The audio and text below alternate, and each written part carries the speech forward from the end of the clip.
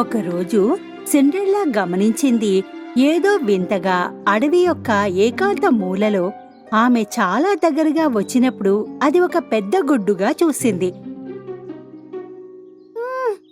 ఇంత పెద్ద గుడ్డు నేనెప్పుడూ చూడలేదు నా జీవితంలో. సిండ్రెల్లా గుడ్డు చుట్టూ తిరిగింది. దానికి యజమాని ఉన్నాడో లేదో చూడాలనుకుంది. అయితే చుట్టూ ఎవరూ కనిపించలేదు. ఇది కోడిగుడ్డు కాదు, పక్షిగుడ్డు కూడా కాదు. అప్పుడే సిండ్రెల్లా ఒక చప్పుడు వింది. గుడ్డు పైభాగం పగిలింది. గుడ్డు కవర్ కింద పడింది. సిండ్రెల్లా లోపలికి చూస్తున్నప్పుడు ఆశ్చర్యపోయింది. అది ఒక పిల్ల డైనోసార్ గుడ్డు లోపల నుండి బయటికి వచ్చింది. ఇదేంటి? అది డైనోసార్, పిల్ల డైనోసార్. పిల్ల డైనోసార్ సిండ్రెల్లా వైపు ఆసక్తిగా చూస్తున్నాడు. సిండ్రెల్లా నిజానికి కొంచెం భయపడింది. ఆమె మెల్లగా అతనికి తన చేతిని అందించింది. పిల్ల డైనోసార్ తనని బయటికి తీసింది. సిండ్రెల్లా చేతి కింద తలపెట్టి తనని ఇష్టపడుతూ ఉంది. ఎంత ముద్దుగా ఉంది. అప్పుడు అతను తన షెల్ నుండి బయటికి దూకాడు. అతని ముందున్న చిన్న మొక్కల్ని తినడం ప్రారంభించాడు. పిల్ల డైనోసార్, నువ్విక్కడికి ఎలా వచ్చావో నాకు తెలియదు, కానీ ఏదో విధంగా నిన్ను మీ అమ్మ దగ్గరకు చేర్చాలి. మరోవైపు దుష్ట మంత్రగత్తె జీనియా యొక్క దూత గుడ్లగూబ జరుగుతున్నదంతా చూసింది. వెంటనే పరిగెత్తి వెళ్ళింది. అతను జీనియా వద్ద కోపంతో వచ్చాడు. ఎవరు మంత్రం చేయిస్తున్నారు? ఈ మంత్ర వెలుగులో ఆమె భుజంపై కూర్చున్నాడు. జరిగినదంతా ఆమెకు చెప్పాడు. ఏమిటి? నేను వింటున్నది నమ్మలేకపోతున్నాను. చిన్న డైనోసార్, అది కూడా సిండ్రెల్లాతో. డైనోసార్ యొక్క ఒక పన్నుని నేను పొందాలి గుడ్లగూబా. నీకు తెలిసిందా? నేను నా అమలతో మాయాజాలాన్ని చేయగలను ఆ పంటితోనే. సిండ్రెల్లా మరియు బేబీ డైనోసార్ రాజభవనానికి వెళ్తున్నారు. డైనోసార్ని పట్టుకోవడానికి జీనియా ప్రణాళిక ప్రారంభించింది. అప్పుడే నేను రాజభవనానికి తీసుకెళ్తే అందరూ భయపడతారని అనుకుంటున్నాను. నువ్వేమంటావు?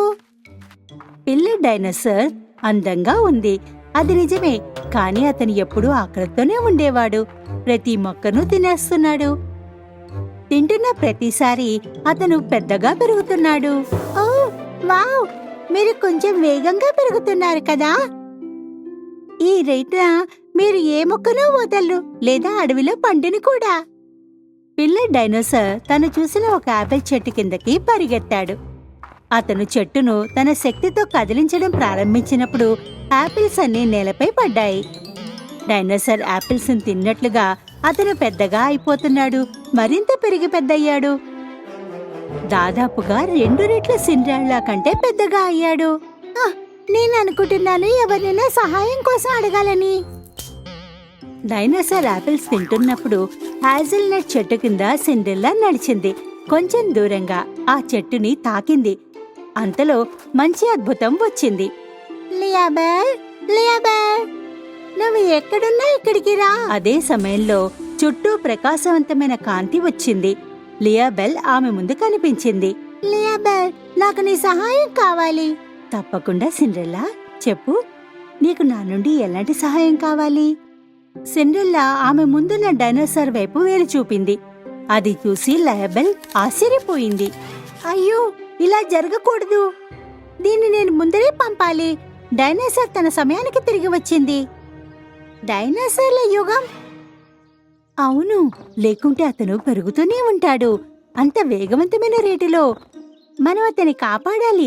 అతనికి మనుషులు హాని చేయాలనుకుంటారు, కానీ అదెలా మనకి సాధ్యమవుతుంది? మంచి ఫెయిరీ లియాబెల్ ఆమెను మంత్రదండంతో 3 సార్లు సవ్యదిశలో ఊపింది. అందువల్ల ఒక సమయంలో పోర్టల్ మధ్యలో తెరవబడింది. సిండ్రెల్లా కొన్ని యాపిల్స్ తీసుకుంది. ఆకర్షించడానికి ప్రయత్నించింది. డైనోసార్ ఉన్న వైపుకు చూసింది. నేను కేవలం మార్గాన్ని మాత్రమే తెరిచి ఉంచగలను. ఒక నిర్దిష్ట సమయం వరకు. సిండ్రెల్లా, నువ్వు తొందరపడాలి. అయితే అదే సమయంలో జీనియా సిండ్రెల్లా ముందు కనిపించింది. ఒక మాయా బంతిలో. ఆగు! ఆ డైనోసార్ నాతో వస్తుంది. కాదు, నీలాంటి దుష్టమంత్రగత్తెలు అతనికి దూరంగా ఉండాలి. అయినప్పటికీ సిండ్రెల్లా నుండి డైనోసార్ను రాక్కోడానికి ప్రయత్నించింది. జీనియా మొదట మ్యాజిక్ తాడును కట్టింది. ఆమె చేతిలో ఆమె సొంత మణికట్టు వరకు, ఆపై తాడును చుట్టూ విసిరింది. డైనోసార్ తోక పట్టుకుంది. మరోవైపు గుడ్లగూబ కోపంతో లియోబెల్ చేతి నుండి మంత్రదండాన్ని లాక్కున్నాడు. వద్దు, నాకు తిరిగి ఇచ్చేసేయే, లేకుంటే ఈ మార్గం ఎప్పటికీ మూసివేయబడుతుంది. గుడ్లగూబ మంచి ఫెయిరీ చెప్పిన మాటలు వినిపించుకోకుండా మంత్రదండాన్ని తెచ్చాడు. జీనియా చేతికిచ్చాడు. ఇప్పుడు నువ్వేం చేస్తావు సిండ్రెల్లా? జీనియా ఒకవైపు డైనోసార్ని మ్యాజిక్ తాడుతో తన వైపు లాక్కోవడానికి ప్రయత్నిస్తోంది. అలాగే లియోబెల్ మంత్రదండంతో ఆ మార్గాన్ని మూసివేయడానికి కూడా ప్రయత్నిస్తోంది. వెళ్ళొద్దు డైనోసార్, వెళ్ళొద్దు. మనం దాన్ని ఎప్పటికీ సాధించలేము. డైనోసార్ దగ్గరికి వచ్చేసరికి దశల వారీగా జీనియాకి దగ్గరగా బలమైన మరియు వింత శబ్దం ఒకటి వినిపించింది మార్గం లోపల నుండి. ఆ వింత శబ్దం ఏమిటి? ఓ, ఏం జరుగుతోంది? అరుపు ఎక్కడి నుంచి వస్తోంది? అది డైనోసార్ పాట.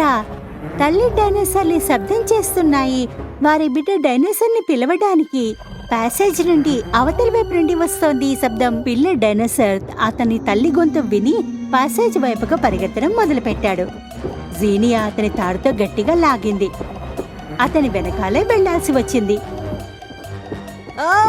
ఆగు! నువ్వు డైనోసార్ ఎక్కడికి వెళ్తున్నావు? ఆ విధంగా పిల్ల డైనోసార్ మరియు దుష్టమంత్రగత జీనియా ప్యాసేజ్ గుండా వెడుతూ ఉంటే అది మూసుకోబోయింది. డైనోసార్ యుగం వరకు వెళ్లిపోయింది. వారి వెనకాలే చూస్తూ ఉన్న సిండ్రెల్లా ఇంకా లేబెల్ ఏం చేయాలో తోచలేదు. చివరికి మనం పిల్ల డైనోసార్ని కాపాడేశాము. అవును, కానీ ఒంటరిగా కాదు. ఎప్పుడైతే జీనియా అకస్మాత్తుగా తనను తాను డైనోసార్ల యుగంలో కనుగొందో మొదట ఆమె సంతోషించింది. ఎందుకంటే ఆమె డైనోసార్లను చూసింది, చుట్టూ పళ్లతో. ఇక్కడన్ని డైనోసార్లు పళ్ళే నా కోసమే వేచి ఉన్నట్టున్నాయి. అమరత్వ మంత్రం. కానీ ఆమెకి తిరిగి ఎలా వెనక్కి రావాలో తెలియలేదు, ఎందుకంటే మార్గం మూసివేయబడింది. నేనిప్పుడు తిరిగి ఎలా వెళ్ళను? అయ్యో, నా కాపాడండి. నా దగ్గర మంత్రం కూడా లేదు. అయ్యయ్యో, కాపాడండి. జీనియా తల్లి డైనోసార్ ఆమెను సమీపిస్తుండడాన్ని గమనించినప్పుడు భయంతో పారిపోవడం ప్రారంభించింది. నన్ను ఇక్కడి నుంచి తీసుకెళ్ళండి. నాకు పళ్ళు వద్దు, నాకు అసలు ఏమీ వద్దు. పిల్ల డైనోసార్ల యుగంలోకి తిరిగి వచ్చింది. లియోబెల్ అద్భుత భూమిలోకి తిరిగి వచ్చింది. సిండ్రెల్లా తన రాజభవనానికి తిరిగి చేరుకుంది. వారు తమ ప్రియమైన వారితో ఎక్కడుండాలో అక్కడే ఉన్నారు, సంతోషంగా.